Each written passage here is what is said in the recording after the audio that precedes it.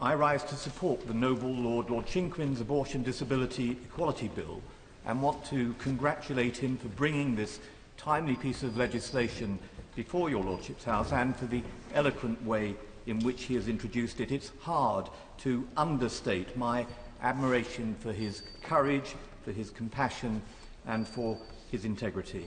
I can't help thinking, and forgive me for saying so, but if the noble Lord's bill set out to facilitate the assisted suicide of disabled people, it would have been on every national news bulletin. But because it seeks to end the taking of the life of a viable disabled baby, it is being treated very differently. That unwillingness to treat ethical issues with equal respect and impartiality is, my lords, a disturbing sign of the times, but not as disturbing as the issues of equality, discrimination and the very right to life itself raised by the noble Lord's important bill.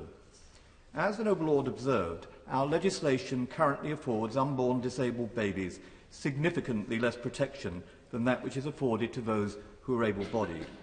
Paradoxically, of course, we'll campaign and raise our voices for ramps to be placed on public buildings for wheelchairs, but fail to uphold the innate right to life itself for the disabled person who uses that wheelchair. While the able-bodied may be aborted up to 24 weeks, those who are disabled may be aborted up to birth. This inevitably implies that these unborn disabled babies are significantly, as the noble Lord has said, less valuable than those who are able-bodied. What message does this convey about the human dignity and the value, or rather lack of value, of disability in society generally? As the law stands, it is, as such, a legal arrangement that invites and encourages discrimination, which is why in 1990 I spoke and voted against it in another place when this provision was made. At the time, I was given significant support by a woman called Ellen Wilkie, who had Duchenne muscular dystrophy. In her short 31 years, Ellen had gained an honours degree in classics from Bristol University. She was a published poet, worker, author, actress, radio and television presenter, journalist and musician. Her parents had been encouraged to abort her, but had refused. I particularly commend her autobiography, A Pocketful of Dynamite, to anyone who contests her assertion that no one can say what a disabled person will be capable of. My lords, Ellen Wilkie's arguments that she put at that time were arguments that were set aside by members of another place, and that legislation was incorporated into statute. And it's had, I think, a very negative effect on the attitudes that people have.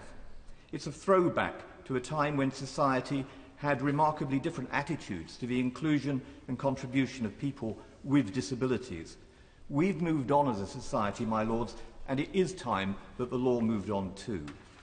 The Disability Rights Commission, now the Equality and Human Rights Commission, have rightly argued that this provision, and I quote, is offensive to many people. It reinforces negative stereotypes of disability and is incompatible with valuing disability and non-disability equally.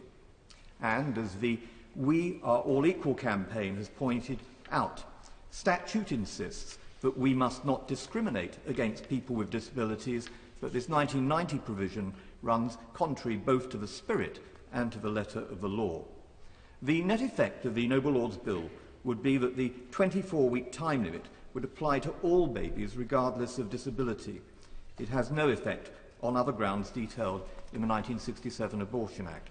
Now, it's hardly a secret that I oppose not just the time limits in our current legislation, but provisions that have led to 8 million nascent lives being prematurely ended in the United Kingdom. But this bill is not about that. It's solely about a eugenic law that flies in the face of our usual protestations and tips the balance in favour of equality and against discrimination. That the noble Lord's bill is desperately needed may be graphically seen by the abortion statistics provided by the Department and which have been referred to by the noble Lord. He specifically referred to the situation about people with Down syndrome, We live in a country where it's estimated around 90% of all Down syndrome babies are now routinely aborted. I know that I'm not alone in having been deeply affected by Sally Phillips' recent documentary, A World Without Down Syndrome, and the subsequent debate which the programme inspired. Rosa Monckton, mother of Domenica, born with Downs, remarked, and I quote, "Sally was entirely right about the relentless pressure to persuade mothers to give up and start again. I hate to think what our family would have missed if we'd gone down that path." What does it say about us, my lords, and our society when amniocentesis and other tests are used as part of a search and destroy mission and with barely a murmur of dissent? Sally Phillips brilliantly highlighted the appalling pressure to abort their babies put upon mothers who receive a prenatal diagnosis. But it also revealed from her own experience that living with Downs is not a death sentence or incompatible with life. Paradoxically, in seeking to eradicate these wonderful individuals from the human race, it suggests that it's we who have the problem, not them. What does it say to the survivors, to those who have been inconsiderate enough to avoid the perfection test and have somehow managed to slip through the net? My lords, the Noble Lord's Bill challenges these negative stereotypes, but it also challenges casual attitudes to the law and the requirement to keep scrupulous records. In 2014, the Department of Health review found evidence that there is significant underreporting on the numbers of abortions for some fetal disabilities, and I hope when the Noble Baroness comes to reply to the debate, she will say what is going to be done to rectify this. Let me also ask her another question, arising from the remarks of the Noble Lord, Lord Shinquin. Very few people realise, although we were warned about it in the debates in 1990, not least by Professor John Finnis, who was rubbished at the time and accused of scaremongering, that the provision would lead to abortion on babies with, as the Noble Lord said, rectifiable disabilities such as cleft palate and hair lip. What does the Minister have to say about that? The shocking discrimination we're witnessing through both what our law says and what it facilitates has devastating practical implications. Let me conclude my remarks by returning to the pressures that are exerted on parents. The United Kingdom's initial report on the UN Convention on the Rights of Persons with Disabilities said this: "Concerns were expressed around the approach to abortion in the UK, where disabled people have suggested a bias towards termination of pregnancies if a child is likely to be disabled." And this view was backed up by evidence submitted to the 2013 independent parliamentary inquiry, which heard from a number of parents who said that when it became apparent that their baby was disabled, their doctors expected them to abort. Among a number of contributions I read, one parent said that her doctor became, I quote, "short-tempered and abrupt with me because he clearly didn't agree with my decision." Another said she felt pressured into an abortion and reported that her doctor, again I quote, "threatened that all medical help would be denied." That inquiry also heard from parents with disabled children.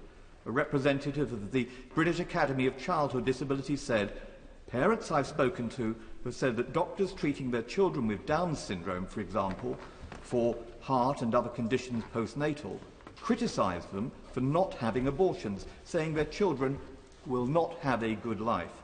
A parent, meanwhile, said, again I quote, "Parents who learn of their baby's disability after birth are sometimes told that it's too bad they didn't find out earlier so that they could have taken care of it."